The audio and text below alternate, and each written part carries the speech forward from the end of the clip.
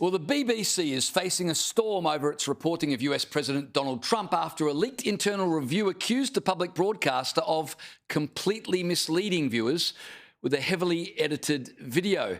As the controversy deepens, the White House, already locked in battle with much of the American media, is turning up the heat on the British national broadcaster. Here's how the footage looked before and after the BBC edit. We're going to walk down to the Capitol, and I'll be there with you, and we fight. We fight like hell. We're going to walk down to the Capitol, and we're going to cheer on our brave senators and congressmen and women. Joining me now from London is TalkTV host Mark Dolan. Mark, who's getting sacked for this? Well, if only heads would roll. At the moment, the Director General is still in post. In fact, he's in hiding, as are the Board of Governors of the BBC.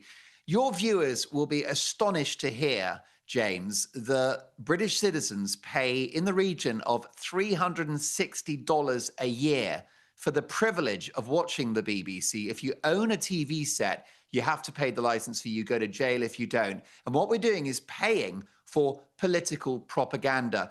Some on the left have suggested that this was an oversight, it was an error in the edit. Far from it. This was politically motivated, and the proof of that is that the two parts of Trump's speech were many minutes apart, in the region of 40 minutes apart, and they used some background footage to cover the edit points so that viewers would be under the illusion that Trump had made those remarks sequentially. It's a huge scandal. It's a diplomatic incident because now the White House has stepped in and are describing our national state broadcaster as fake news BBC. And James, who could disagree with them?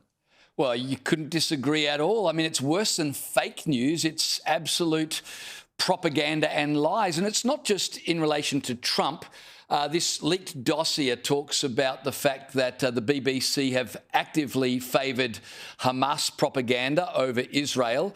And even in the reporting of things like gender ideology, they have manipulated reporting so that it's very one-sided. How big, I mean, we can sit here and be all outraged by it. How big is this scandal in the UK? And is it the sort of thing that will result in dramatic change at the BBC, or will it ultimately just sort of be brushed over and we'll just move on and the same thing will keep happening?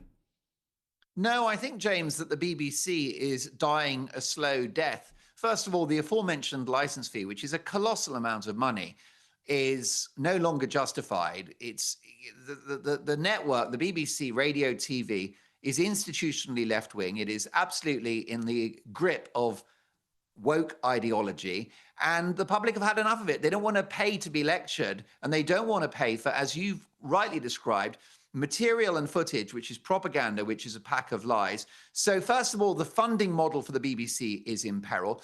People are actually voting with their feet. They're not watching the BBC. Many don't pay the license fee. Our last Prime Minister, Boris Johnson, has actually said, send me to jail. I'm not paying until they've sorted this mess out.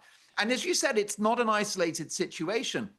You've got the gender ideology which is being peddled, which is social engineering. So they've had lots of storylines in the soap operas about how great it is to be trans. Fine. Listen, James, it's a free country. You know, if you're a guy and you want to identify as Sheila rather than Bob, then good luck to you. But what you can't have is the BBC peddling a narrative that somehow, you know, this is public opinion, that there are 100 genders and that you can wake up in the morning and decide, I'm a lady today. Now, that's the messaging of the BBC. That's completely wrong. And gender-critical feminists, those are the people who think there are just two sexes, they've been silenced. Yep.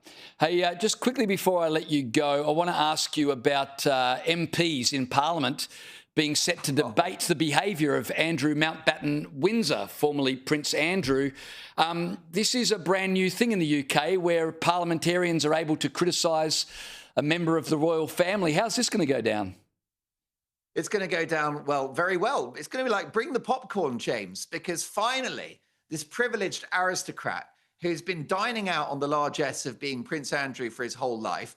He's done nothing but take from the country. He's a greedy and rather stupid man of poor judgment who decided to be best friends with a convicted paedophile. And now there will be a bit of comeuppance. So what Parliament's going to do is have questions about the circumstances of his accommodation in the 30-room Royal Lodge, who's paying for it, and how much money he's going to receive to vacate the Royal Lodge, because it looks like his eviction is going to cost at least $1 million, if not more so. And quite rightly, politicians, can you believe it? Nice work if you can get it, James.